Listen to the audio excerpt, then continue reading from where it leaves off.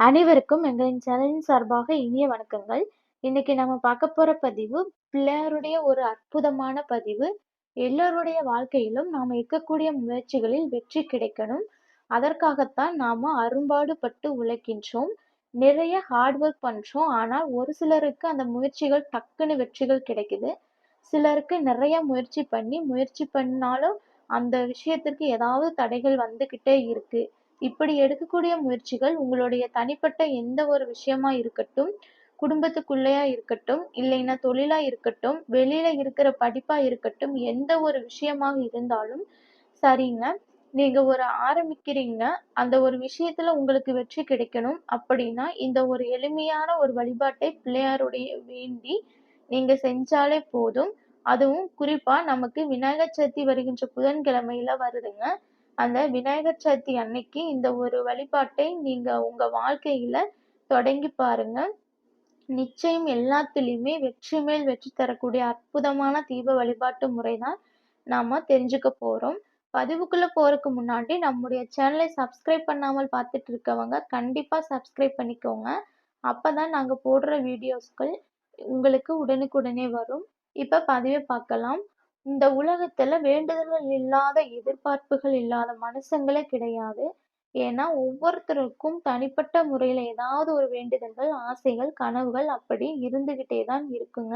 அப்படிப்பட்ட நம் காரியங்களை முதலில் நிறைவேற்றிக் கொள்வதற்கு, அந்த நேரத்துல தடைகளை எல்லாம் நீக்குவதற்கு, அதுல வெற்றி மேல் வெற்றி கொடுப்பதற்கு நமக்கு உதவக்கூடிய தெய்வம் யாருன்னா பிள்ளையார் தான். அதனால்தான் காக்கும் கடவுளாகிய தும்பிக்கை யானை மட்டும் நம்ம என்னைக்குமே நம்பி கை தொழுது வேண்டினாலே போதும். என்னைக்குமே தும்பிக்கையான் கைவிடவே மாட்டார். அப்படிப்பட்ட பிள்ளையாருக்கு உகந்த நாள் தான் விநாயகர் சதுர்த்தி. இது மாதிரி ஒரு நாள் நமக்கு கிடைக்காதுங்க. இந்த ஒரு நாள்ல உங்க வீடுகளில கண்டிப்பா எல்லாருமே நம்ம பூஜைகள் பண்ணுவோம். அதுல தீபங்கள் ஏத்துவோம். அப்படி நீங்கள் ஏத்துறப்ப நம்ம சொல்லுகின்ற முறையில தீபத்தை ஏத்தி உங்களுடைய வேண்டுதல்களை தொடர்ந்து 7 நாட்கள் இந்த தீப முறைய செஞ்சா போதும். உங்க வீட்டுல எப்ப பூஜைகள் நீங்க பண்றீங்களோ அப்ப அருகம்புல் வைத்து வழிபடுங்க. எப்படிப்பட்ட சங்கடங்களும் தகர்ந்து போகும் அப்படிங்கிற நம்பிக்கை.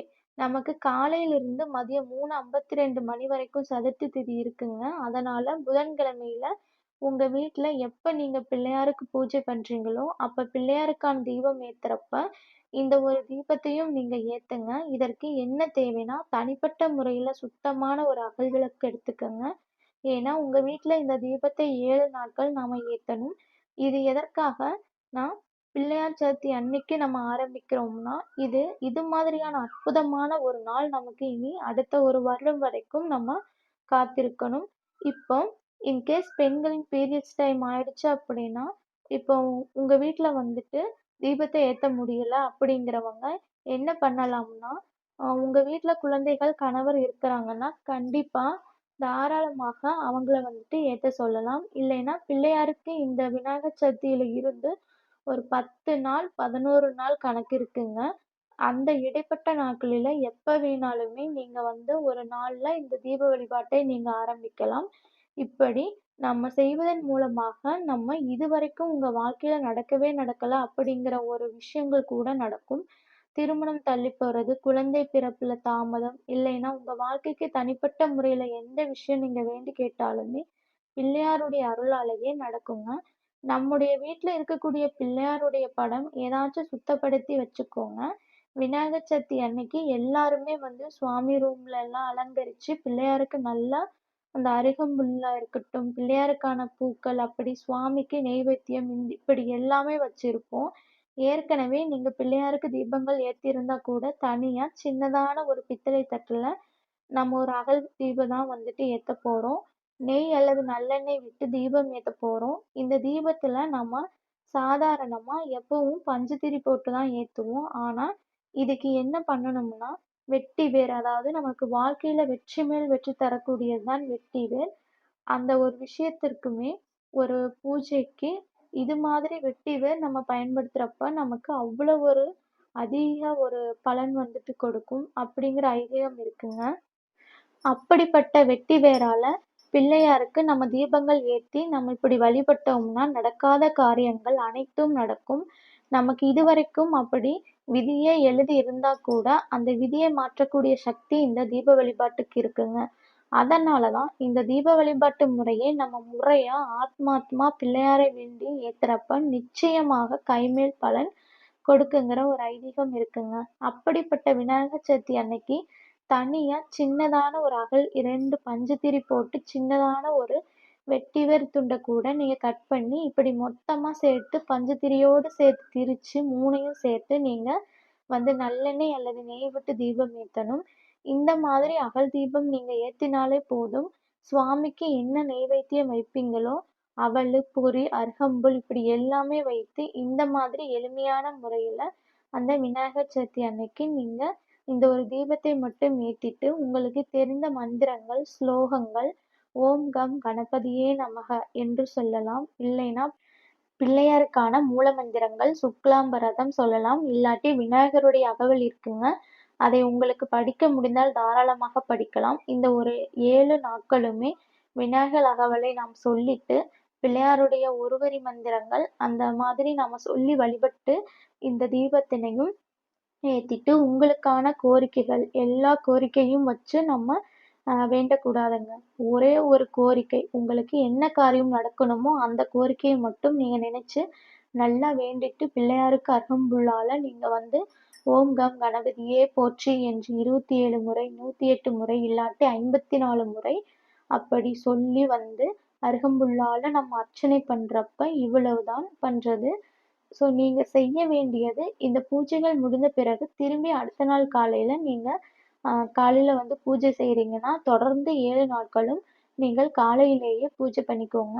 இதுல நீங்க விரதங்கள் கூட வந்து உங்களால எடுக்க முடியும் அப்படின்னா தாராளமாக எடுக்கலாம் ஒரு நேரம். இல்லைன்னா அந்த 7 நாட்கள் தொடர்ந்து சைவ உணவுகள் மட்டும்தான் தொடர்ந்து நாம வந்து எடுத்துக்கணும். இப்ப 2வது நாள்ல தீபம் ஏத்துறதுக்கு முன்னாடி அந்த அகல் விளக்க சுத்தம் பண்ணி விடணும். இல்லாட்டி வேற ஒரு அகல் விளக்கு உபயோகப்படுத்தலாம். அதுல புதுசா பஞ்சுத்திரி, நெய் அல்லது நல்லெண்ணெய் விட்டு வெட்டிவேர் போட்டு அப்படி எல்லாமே தினமும் நம்ம வந்துட்டு பழசு இந்த மாதிரி வந்துட்டு யூஸ் பண்ணக்கூடாது. புதுசா ஒரு விளக்க வந்துட்டு எடுத்துட்டு இல்லைன்னா அதையே சுத்தம் பண்ணி வந்துட்டு நம்ம பஞ்சுத்திரி போட்டு வெட்டிவேர் போட்டு ஏற்ற வேண்டும். சாமிக்கு அருகம்புல் வச்சுட்டு இதே மாதிரி 27 முறை 54 முறை இல்லைன்னா 108 முறை ஓம் கம் கணபதியே நமக இல்லாட்டி ஓம் பிள்ளையாரப்பா போற்றி அப்படின்னு சொல்லிட்டு அர்ச்சனைகள் பண்ணி ஏதாச்சும் ஒரு இனிப்பு பொருள் உங்ககிட்ட என்ன இருக்கோ அதை நெய்வேத்தியமா வைத்து இப்படி தொடர்ந்து 7 நாட்கள் நம்ம வீட்டில் நம்ம ஏத்துகின்ற போது இந்த வெட்டிவேர் தீபமும் இந்த அருகம்புல் அர்ச்சனையும் பிள்ளையாருக்கு நிச்சயமாக நல்ல ஒரு கை கொடுக்கக்கூடிய நல்ல பலன் தரக்கூடிய அற்புதமான ஒரு பரிகார முறை. நம்பிக்கையோடு இந்த தீபத்தை உங்க வீட்டுல நீங்க ஏத்தி பாருங்க. பிள்ளையாரை நம்பி எந்த வித வழிபாடுகள் செஞ்சாலுமே நிச்சயமா நம்முடைய கருமாக்கள் கழியும். நமக்கு என்ன விஷயங்கள் நடக்கணுமோ அந்த தடைகளை தகர்த்தெறிந்து தானாகவே நடக்க ஆரம்பிக்கும். இந்த ஒரு சக்தி இந்த தீப வழிபாட்டுக்கு இருக்குங்க. அதனால விநாயகர் சதுர்த்தி அன்னைக்கு இந்த வழிபாட்டை வந்து உங்க வீட்டில் நீங்க தொடங்கி பாருங்க. நிச்சயம் வெற்றி மேல் வெற்றி கிடைக்கும். உங்களுக்கு பிள்ளையாரை ரொம்பவுமே பிடிக்கும்னா ஓம் கம் கணபதியே நமக என்று பதிவிடுங்க. எல்லாருக்குமே பிள்ளையாருடைய அருள் பரிபூரணமா கிடைக்கும். இந்த பதிவானது உங்க எல்லாருக்குமே பிடிச்சிருக்கும்னு நினைக்கிறோம். பிடிச்சிருந்தால் மறக்காமல் ஃப்ரெண்ட்ஸ் அண்ட் ஃபேமிலி மெம்பர்ஸ்க்கு ஷேர் பண்ணுங்க. அவங்களும் பார்த்து பயன்பெறட்டும். நம்முடைய சேனலை சப்ஸ்கிரைப் பண்ணாமல் பார்த்துட்டு இருக்கிறவங்க கண்டிப்பா சப்ஸ்கிரைப் பண்ணிக்கோங்க. அடுத்த நல்ல ஒரு பதிவில் சந்திக்கும் வரை நன்றி, வணக்கம்.